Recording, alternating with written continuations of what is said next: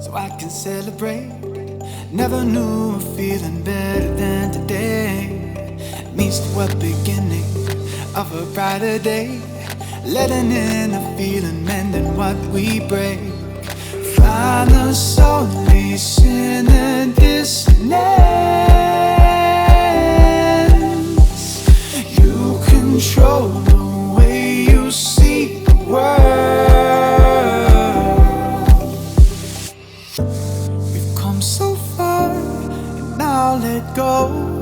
Let the feeling take its toll. We've worked so hard, now don't you know this is music. Prinsip ini dan membawa prinsip ini dalam kehidupan sehari-hari. Saudaraku yang saya kasihi, mengapa kebanyakan orang sulit untuk tunduk pada otoritas atau sikap yang salah terhadap otoritas yang dimaksud, yang kita pelajari saat ini. Next slide. Karena saya punya waktu tadi sudah terbuang dengan olahraga dan kita makan tadi, jadi saya punya waktu hanya mungkin setengah jam saja. Kalau bisa nanti bisa tambah sedikit kah? Supaya materinya tidak, kita makan tidak terlalu ini mentah-mentah gitu. Kita makannya matang. Amin.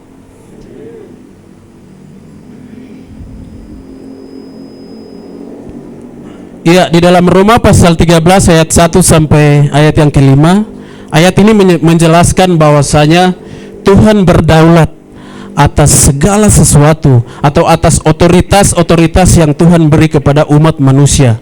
Bahkan juga Tuhan berdaulat atas segala alam semesta dan ciptaan yang Tuhan taruh. Kata berdaulat artinya Tuhan tetap punya rencana dan Tuhan tidak membiarkan. Tuhan terus kontrol atau Tuhan terus perhatikan, Tuhan terus menjaga atau Tuhan terus pantau.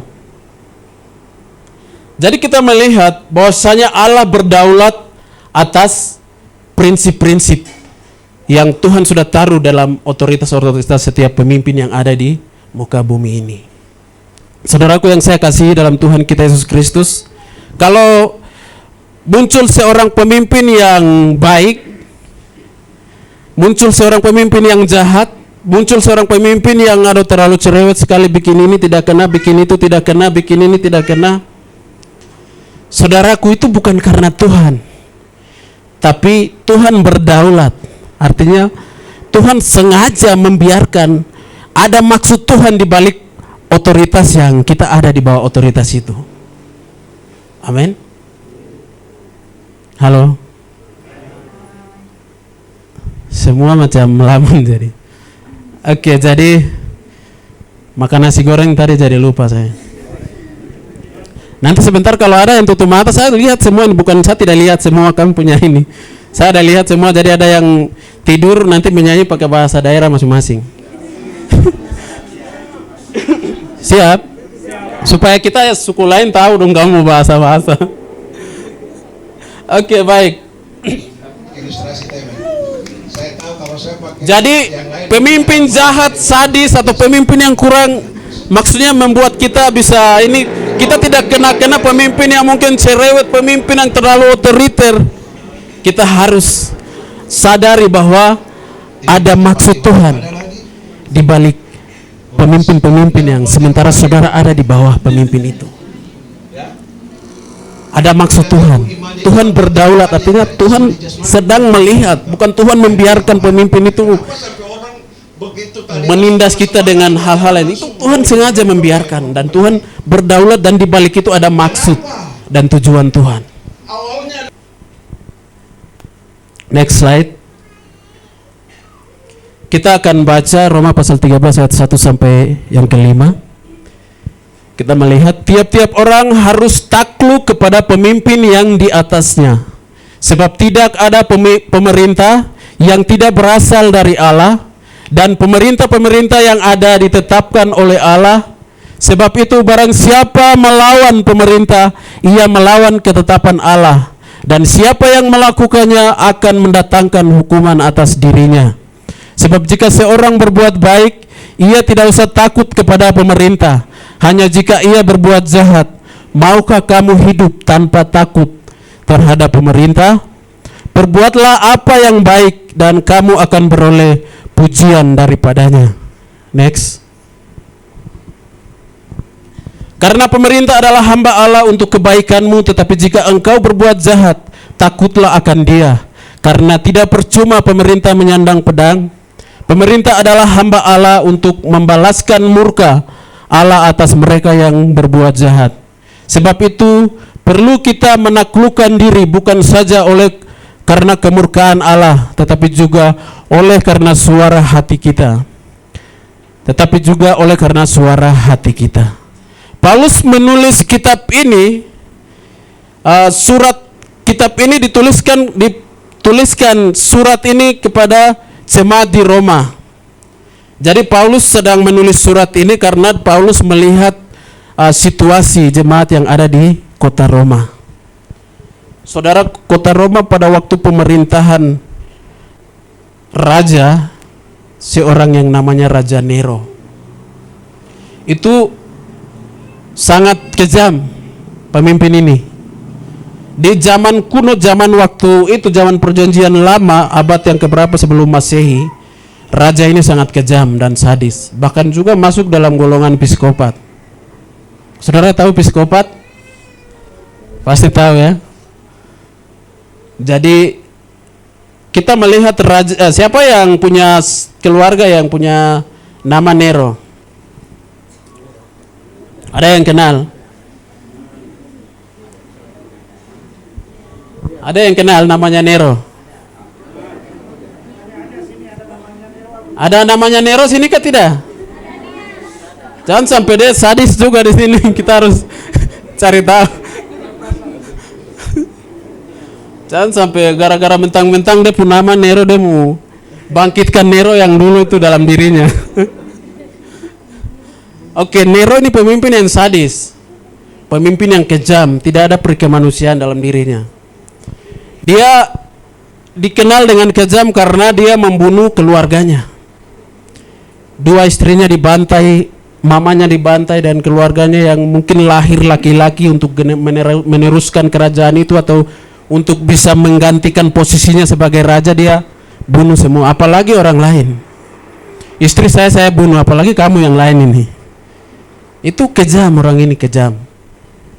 Hanya gara-gara dia takut posisinya direbut oleh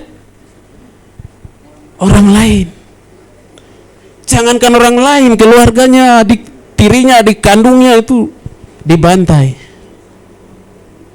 Saudara, jangan sampai ada yang Nero-Nero baru di zaman milenial ini ada yang muncul. Itu sadis, jangan. Amin. Oke. Jadi kenapa dikenal Nero ini? Karena di jemaat Roma mengalami krisis iman, mengalami penganiayaan, mengalami gejolak iman mereka yang sangat, karena mereka di bawah pemerintahan yang sangat sadis. Kerajaan Roma di bawah pemerintahan Nero ini sangat sadis. Sehingga kenapa orang-orang Kristen, kenapa pendeta orang-orang Kristen saja, kan tidak ada orang lain, tidak ada agama lain di sana. Kenapa hanya orang-orang Kristen saja yang dianiaya, dibakar hidup-hidup, disiksa, dikejar, dan pada malam hari itu mereka bakar untuk jadi api unggun penerang di malam hari. Itu kenapa sampai terjadi? Karena Nero ini bertujuan untuk menata ulang kota Roma kembali dengan visinya atau rencananya atau perusahaannya. Dia ingin menata ulang. Jadi dia punya visi untuk membakar semua rumah-rumah yang ada. Dan dia melatih prajurit-prajurit yang khusus, pasukan khusus, Kopassus, itu dengan strategi yang sangat baik sekali, dan dia dengan perintah kirim ke utus mereka supaya mereka berpakaian itu seperti pakaian-pakaian orang Kristen. Jadi mereka masuk pada malam hari atau subuh ketika suasana sudah sepi, mereka bakar rumah-rumah penduduk Roma, dan ketika ketahuan mereka dikejar, mereka lari ke pemukiman orang-orang Kristen. Jadi orang-orang kota Roma mereka bersangka bahwa orang-orang Kristen inilah yang buat kekacauan pembakaran, sehingga terjadi penganiayaan yang sangat sadis. Saudaraku, itu semua karena dia takut kehilangan posisi jabatan. Next slide. Jadi Nero ini sangat kejam, jadi jangan sampai adik-adik masih muda ketika menikah jangan sampai kasih anak namanya Nero. Cukup satu saja yang ada di Bokondini. Yang orang-orang Bokondini tahu. Itu namanya ada kakak Nero. Tapi nama ini memang jarang kita dengar. Orang yang mungkin mengerti Nero yang dulu itu pasti dan tidak kasih nama itu anaknya. Saudaraku yang saya kasihi, kita harus punya perspektif yang benar terhadap pemimpin atau otoritas. Jadi dalam situasi ini Paulus berpesan kepada jemaat Roma untuk tunduk dan taat kepada pemerintah. Next. Manusia tidak akan bisa luput dari otoritas dimanapun, kapanpun, kemanapun. Kok tidak bisa lari dari otoritas? Bilang, kiri kanan.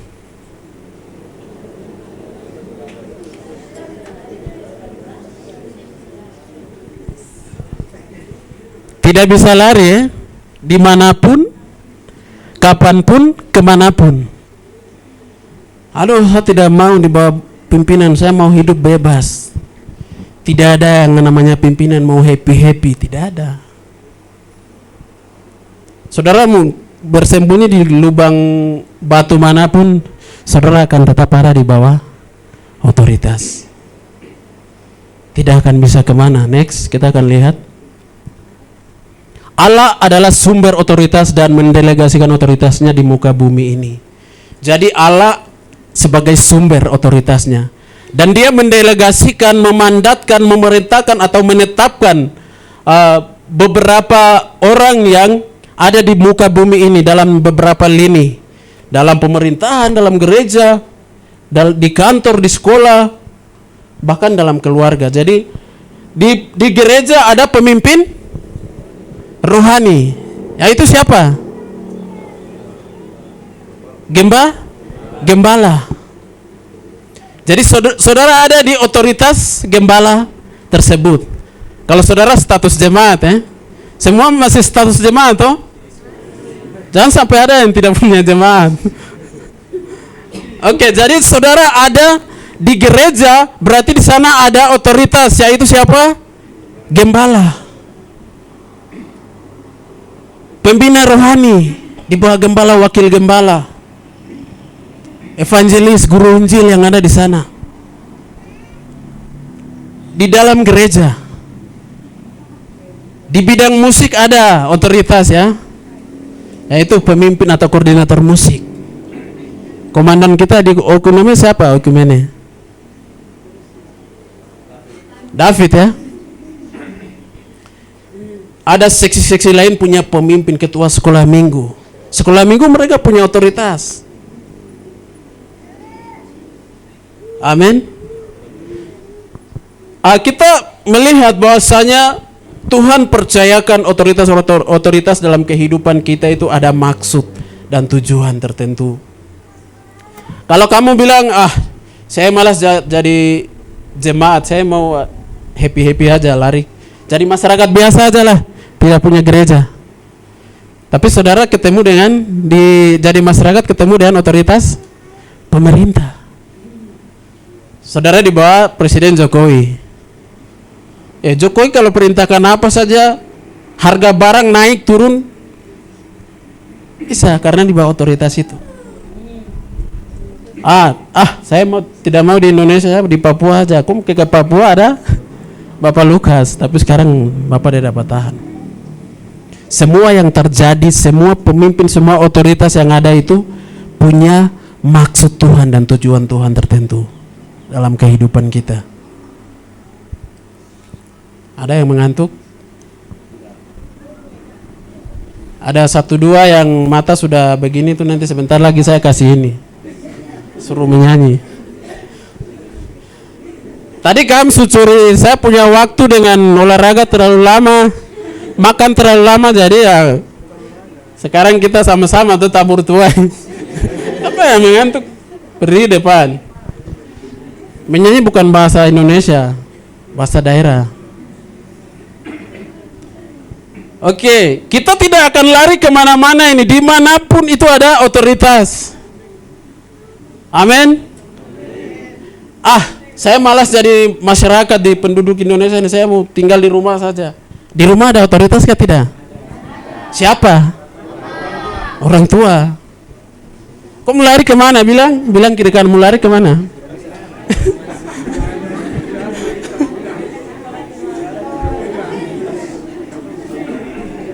Oke. Tidak bisa lari kemana. Kau lapar ya? Kau tinggal dalam lubang gua tapi gara-gara lapar kok keluar. Kemana? Ke orang juga. Orang tolak kau kemana? Mama, bapak. Kau masuk lagi kembali di otoritas. Tidak bisa lari. Saudara mau lari kemana tidak bisa. Kalau kayak begini berarti lebih bagus tidak usah lahir sudah ya. Oke, jadi kita tidak akan lari kemana-mana. Jadi dalam segala bidang hidup kita selalu ada otoritas. Next. Kenapa Tuhan kasih otoritas? Karena otoritas adalah perlindungan atau payung yang sangat nyata walaupun tidak terlihat oleh mata jasmani kita. Otoritas adalah perlindungan, katakan kiri kanan. Yang tidur tuh buang suara kuat-kuat. Saya masih kasih toleransi sedikit karena orang juga takut malu nanti berdiri depan sini. Semua mahasiswa semua jadi tidak usah takut-takut. Amin. Jadi itu kenapa Tuhan kasih otoritas di muka bumi ini, karena otoritas itu perlindungan. Payung yang sangat nyata walaupun tidak terlihat oleh mata jasmani, tapi secara rohani, secara di alam roh, payung itu sangat nyata. Itu perlindungan. Kita melihat ada gambar manusia, ada gambar payung, dia ada di bawah payung itu dan dia dilindungi oleh payung itu. Payung itu apa? Payung itu adalah otoritas. Otoritas yang Tuhan kasih kepada setiap kita supaya kita terayomi, terpayungi. Saudara kalau berpergian ke jalan jauh, kalau hujan, saudara tidak bawa payung, mantel, saudara hajar, saudara basah kah tidak? Kena hujan kah tidak? Ada yang tidak pernah kena hujan, angkat tangan.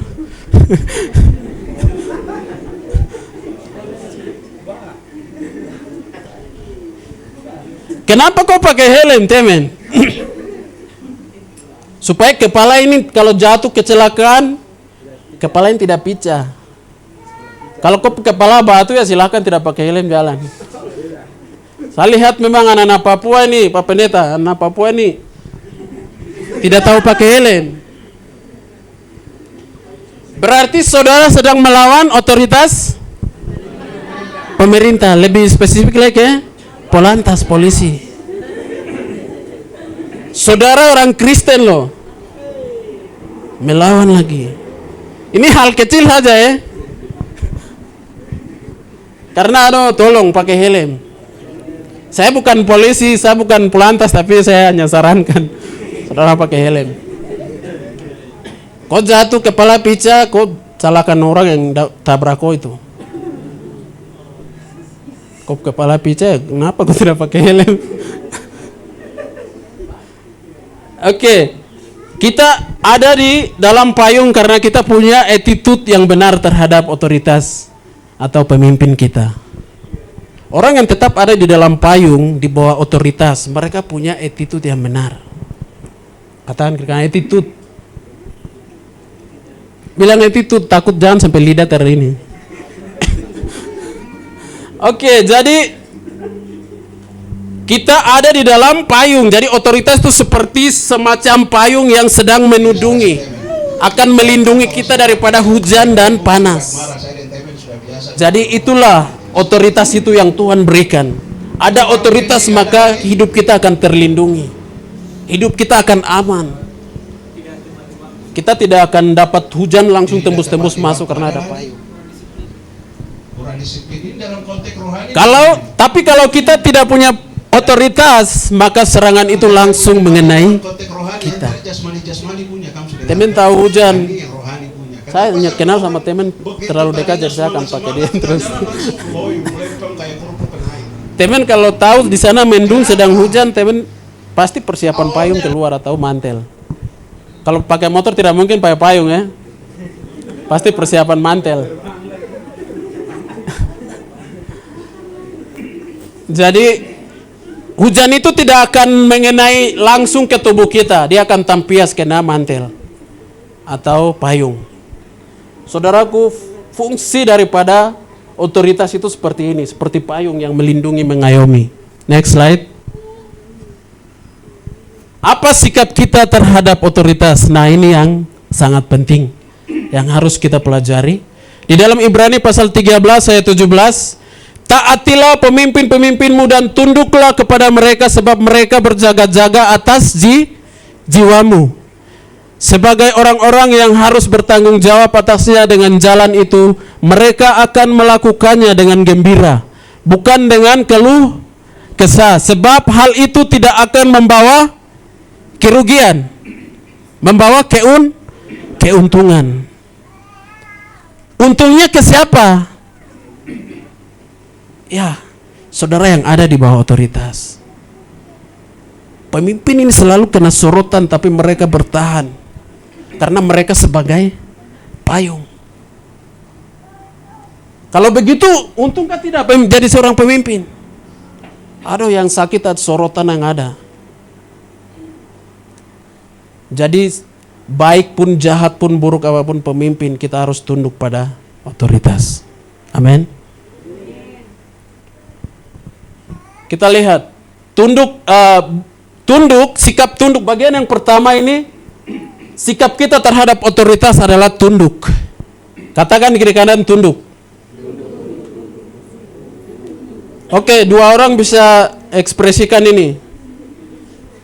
Sikap tunduk ini, coba dua orang. Yang merasa diri yang mungkin suam-suam tadi mau mengantuk tuh maju.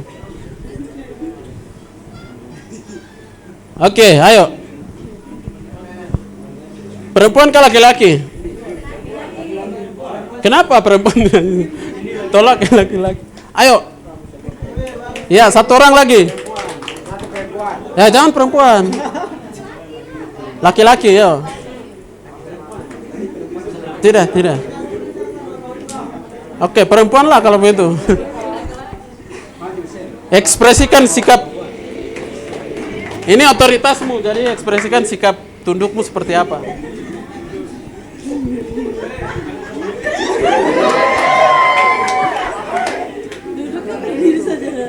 Silakan ekspresikan.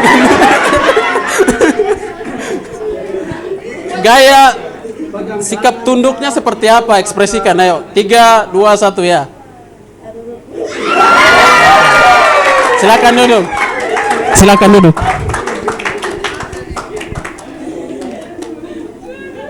Oke. Tunduk bukan berbicara soal fisik. Tetapi sikap tunduk itu harus di dalam. Tunduk bukan berbicara apa yang kelihatan. Tadi sudah ekspresikan tuh siapa Imelda dengan siapa Bobby. Dia jadi otoritasnya, dia jadi jemaat anak buahnya. Tapi yang dimaksud sikap tunduk ini bukan berbicara tentang soal fisik, tapi harus dari dalam. Orang kalau tunduk dari luar saja, di dalam hati tidak tunduk, lama kelamaan seiring jalannya waktu 1-2 bulan, 1 tahun kemudian dia akan kelihatan. Kalau tunduknya itu hanya di luar, pura-pura. Kok ya main sinetron sudah, jangan pura-pura di luar. Ada yang tersinggung ya, silakan tersinggung. Kalau saudara tersinggung berarti saudara masih normal ya. Kalau saudara tidak tersinggung, saudara tidak normal. Harus bertanya-tanya nih, Pak Pendeta, nanti kalau ada yang tersinggung kita amankan satu ruangan. Oke, jadi sikap tunduk ini harus dari dalam, bukan dari luar. Banyak orang yang pura-pura tunduk di luar. Aduh. Saya hargai kau sekali. Padahal dalih walam itu tunduk di luar hanya paksa saja. Kau kan siksakan dirimu. Amin, jangan menyiksa diri sendiri. Saudara harus sikap tunduk ini harus dari dalam ya David ya. Tunduk dan dari luar, dari dalam. Ada orang yang suka tunduk-tunduk begini terus, saya lihat kalau ketemu kita benar-benar ya dari dalam atau ini dari luar. Tapi kita akan tahu jalan seiring jalannya waktu. Berapa lama saudara jadi jemaat, gembala akan mengerti domba-dombanya. Oh, domba ini tunduknya dari luar, domba ini tunduknya dari dalam. Ada orang yang oke, baik. Mungkin waktunya sudah habis ya. 10 menit lagi. Oke, saya persingkat, next slide. Jadi di dalam ini sangat penting, yang lain mungkin kita akan lewat-lewat. Sikap tunduk ini sangat penting. Di dalam gereja, kita anak-anak muda biasa terlibat di gereja apa? Pemimpin pujian, singer, menjalankan kantong kolekte, apa lagi? Berdoa syafaat ya, sapu-sapu, apa lagi? Jadi di situ ada orang yang terlibat MC. Ini lagi-lagi kena orang yang suka MC ini. Dia sudah datang terlambat. Ya silakan, mau kena silakan. Hajar aja. Sudah datang terlambat, lalu tidak menunjukkan sikap ketundukannya sama rekan-rekan pelayannya. Datang terlambat, tidak ada basa-basi, ya Bapak permisi, aduh minta maaf saya terlambat. Tidak ada, langsung ke depan. Mana ya? Mike, ayo, naik. Yang singer saya mana? Mari cepat. Sudah waktu ini. Siapa yang terlambat? Sudah terlambat, tidak tahu diri, tidak tahu tunduk, tidak tahu menghormati sama teman-temannya, apalagi sama bapak rohani gembalanya. Ada orang-orang tua situ duduk, tapi dia langsung jalan. Dia sudah tahu dia sedang terlambat. Nah, inilah yang kita perlu sadari, bahwa tunduknya itu harus dari dalam. Artinya bahasa tunduk dari dalam itu, tunduk ini bahasa aslinya kalau kita diterjemahkan lagi itu menghormati, sikap menghormati. Jadi sikap menghormati itu selalu muncul dari dalam. Kalau di luarnya sudah begitu, berarti di dalam hatinya pasti belum tentu dia tunduk.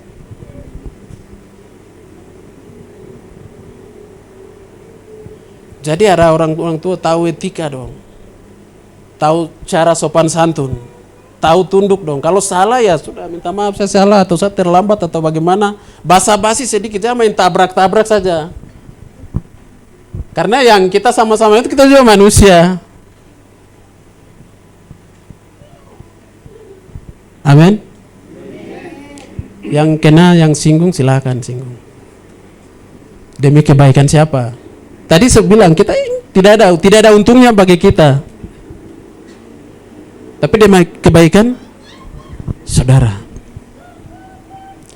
Mudah-mudahan besok nanti orang-orang dari sini nanti besok pelayanan saya lihat sudah berubah semua. Amin. Saya punya waktu 10 menit saja jadi. Bagian yang kedua, taat. Tadi firman bilang taatilah dan tunduklah, tapi saya agak sedikit putar balikan karena taat ini berbicara tentang tindakan, tapi tunduk berbicara tentang sikap hati. Jadi kalau orang di dalam hati sudah tunduk dulu, berarti dia akan mudah taat. Tapi orang di dalam hati tidak tunduk, dia akan tersiksa. Taat ini tersiksa dia. Kok siapa jadi? Aduh, apalagi yang di atasnya otoritasnya itu di bawah umur, lebih tua dari dia. Siapa jadi? Atau mungkin pengetahuannya, wawasannya lebih pintar daripada yang pimpinannya.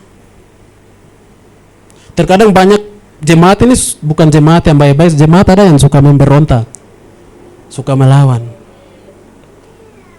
Tadi saya bilang di luar ya Bapak Gembala ini di luar jahat. Jemaat tunduk, tapi di dalam tuh dia tanduk. Tanduk tahu tuh? Di luar tunduk tapi dalam tuh tanduk. Dia tunduk tapi dalam tunduk tapi sikap ini yang perlu kita ubah dalam kehidupan kita. Jadi ketaatan sejati itu harus muncul dari dalam, bukan dari luar. Ketundukan hati yang benar akan memunculkan ketaatan terhadap tindakan. Jadi kita kalau sudah tunduk di dalam, di luarnya akan tunduk. Tapi kalau belum tunduk di dalam, di luarnya tidak akan pernah. Dia akan tersiksa kalau mau tunduk. Apalagi yang pimpinannya agak pengetahuannya agak kurang dari bawahannya. Dia sudah susah untuk tunduk. Saya lebih hebat, saya lebih pintar kok. Kok siapa jadi? Itu tidak akan tunduk. Kenapa ketaatan Tuhan itu absolut atau mutlak? Karena Tuhan adalah sumber otoritas. Tuhan tidak pernah berubah, dulu, sekarang, dan selamanya tetap setia. Taat kepada manusia atau pemimpin yang Tuhan percayakan tidak absolut, tidak harus mutlak. Tapi kepada Tuhan harus mutlak. Kenapa? Kita perlu garis bawahi tidak harus mutlak kepada pemimpin yang kita sesama manusia ya. Pemimpin pasti punya kekurangan, kelemahan, pasti akan ada kesalahan. Tapi kalau tunduk dan taat itu mutlak kepada Tuhan. Pemimpin kalau mengajarkan hal yang melenceng keluar dari firman Tuhan, kita tidak bisa taat. Tapi kalau pemimpin selagi masih ada dalam firman Tuhan, apa yang diajarkan sesuai dengan kebenaran firman Tuhan, kita bisa taat. Tapi jangan sesuka hati. Ada batas atau ada hal-hal yang kita harus bedakan. Hanya satu saja, mungkin pemimpin keluar dari para firman, baru kita tidak taat. Tapi tunduk tetap harus tunduk karena dia otoritas kita. Next slide. Kisah Daniel, saudara pasti sudah tahu kisah Daniel. Daniel ini rajin sekali, 3 hari dia berdoa, 1 hari 3 kali berdoa. Dan sikap dia tidak taat kepada perintah daripada Raja Darius ya. Dia ada di 3 raja yang berganti sampai di Raja Darius, raja yang ketiga, karena dia punya prinsip attitude yang baik dalam menjadi pejabat kerajaan pada waktu itu. Dan raja juga mengeluarkan perintah karena teman-teman hasut raja supaya mereka mencari celah. Tidak ada kasus korupsi dan lain-lain di Daniel, tidak ada. Semenjak dia menjabat sebagai pejabat di kerajaan Roma. Tapi teman-temannya iri sehingga mereka mulai menghasut raja buat perintah supaya hanya semua orang yang ada di kota Roma ini harus menyembah raja. Jangan sampai ada yang tidak menyembah raja. Karena don susah mau jebak Daniel, karena Daniel orang yang bersih. Orang yang punya attitude yang baik, Daniel orang yang sangat jujur. Sehingga raja juga pikir-pikir menyesal. Ketika raja sudah keluarkan perintah, siapa yang tidak tunduk menyembah raja, dia akan dibuang ke gua singa. Begitu perintah itu keluar, Daniel tidak tunduk karena raja sedang keluar daripada firman. Dia tidak mau menyembah manusia, menyembah raja. Hanya Tuhan yang kita sembah. Sehingga Daniel tidak tunduk, dia tetap menyembah Tuhan, berdoa. Akhirnya sudah sesuai, teman-temannya cepat datang dan sesuai dengan perintah raja, Daniel tidak menyembah, jadi sesuai perintah Daniel harus dibuang. Raja menyesal pastinya, karena dia orang yang jujur, setia. Tapi karena keputusannya dia harus buang Daniel ke lubang singa. Jadi sikap Daniel ini, dia tunduk dan taat kepada perintah raja. Sikap tunduknya ketika dia ditangkap, dia tidak berontak ya. Ketika dia divonis karena bersalah, tidak menaati perintah raja, dia tidak berontak. Dia ikuti. Dan dia dibuang, dia tidak melawan. Itu sikap tunduk. Tapi kalau sikap taat, dia tidak mau taat kepada menyembah kepada manusia. Next slide. Sudah habis ya waktu saya. Mungkin bisa 5 menit saja. Oke, baik. Dosa pemberontakan. Ini gambar yang sebelah kanan ini orang yang ada di bawah otoritas. Lalu seiring jalannya waktu, ada gesekan, mungkin ada seling bentrok di dalam sesama pengurus sama pemimpinnya. Akhirnya dia akan memberontak dan dia sendiri akan keluar. Saya tidak mau di dalam payung, saya keluar di luar. Ketika dia berada di luar, tadinya dia di dalam serangan iblis itu hanya tampias di payung otoritas itu. Tapi ketika dia memberontak di dalam payung sehingga dia sendiri keluarkan diri dari payung itu, tidak ada yang perintah dia, suka dia, mau dia. Dia tidak mau, dia langsung dia keluar. Setelah dia posisinya di luar payung, maka serangan iblis itu langsung mengenai dia. Dia tidak ada perlindungan, tidak ada otoritas yang akan membackup hidupnya, membentengi dia atau melindungi dia, sehingga serangan iblis itu langsung tertuju kepadanya. Iblis tahu yang berada di dalam otoritas dan siapa yang berada di luar otoritas. Iblis menggoda setiap orang yang pahit dan terluka. Jadi di dalam jemaat kalau orang yang pahit itu dia suka ngobrol sama yang pahit juga. Orang yang mungkin kecewa di dalam jemaat, dia akan lebih nyaman dengan orang yang sesama kecewa. Dan mereka ngobrol apa? Aduh, ini begini saja bagus. Kita cari gerakan tambahan lain-lain. Akhirnya dia sendiri memberontak dan dia keluar daripada payung itu. Dan ketika iblis langsung menyerang dia, hidup dia yang dulunya baik, tapi ketika dia keluar dari payung itu, dia akan menerima konsekuensi daripada si iblis. Dan hidupnya akan tersiksa dan terintimidasi oleh hal-hal dunia. Next slide. Solusi bila otoritas berbuat salah. Yang pertama, jangan berontak. Katakan kiri kanan, jangan berontak. Kalau kau jadi pemberontak, kau akan ada di luar payung, kau akan diserang terus, iblis akan menjatuhkan kau dan engkau akan binasa.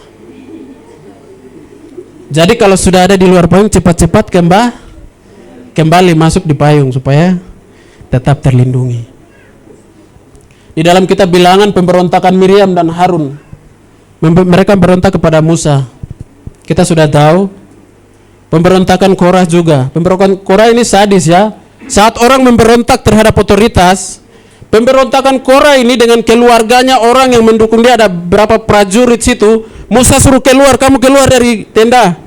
Dan kita akan melihat kalau kamu memang pemimpin atau saya yang dipercayakan Tuhan, kita tunggu hukuman dari Tuhan. Musa berdoa dan meminta, Tuhan tunjukkan bukti.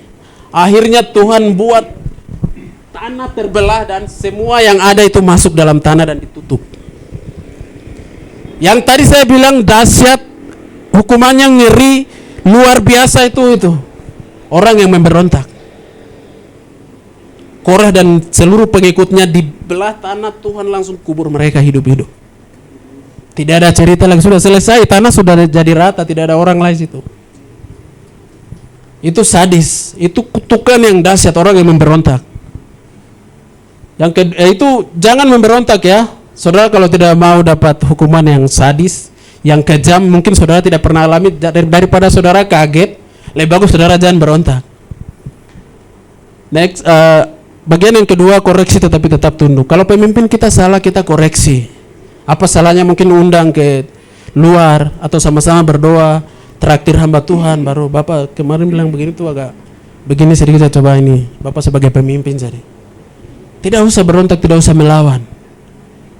Dua hal ini yang perlu kita lakukan, jangan berontak, dan yang kedua, kita koreksi. Kalau Bapak rohani kita mungkin agak sedikit keluar dari firman atau tidak merasa nyaman, saudara langsung datang, saya tidak rasa nyaman, tapi Bapak saya kasih masukan saja, koreksi itu lebih baik. Next slide. Otoritas dalam gereja yang benar. Ini adalah otoritas di dalam gereja yang benar. Di situ ada pemimpin sebagai payung otoritas, di bawahnya pekerja, di bawahnya jemaat. Terkadang konflik itu terjadi. Next. Strategi iblis untuk menghancurkan gereja ini terakhir. Jadi iblis menghancurkan pekerja dan pemimpin di dalam gereja. saling bentrok, saling siku menyiku, saling nyinggung menyinggung. Akhirnya payung itu jadi bocor. Payung otoritas itu bocor sehingga iblis langsung masuk merajalela dan mengganggu pekerja dan pemimpin. Dia begini. Akhirnya imbasnya kepada jemaat. Itu awal mulanya jadi orang yang pemberontak. Dia mulai ganggu, dia mulai koreksi pemimpin, dia mulai serang pemimpinnya, akhirnya mereka bentrok, akhirnya jemaat jadi sasaran. Lagi-lagi jemaat selalu menjadi sasaran. Jadi itu strategi iblis. Jadi mari, dua hal yang kita perlu lakukan adalah tunduk kepada otoritas dan taat kepada otoritas. Dan syaratnya jangan berontak, tetapi kalau pemimpin bersalah kita kasih masukan, saran. Tidak usah berontak. Terima kasih buat sharing kita pada hari ini. Tuhan Yesus memberkati. Saya minta Bapak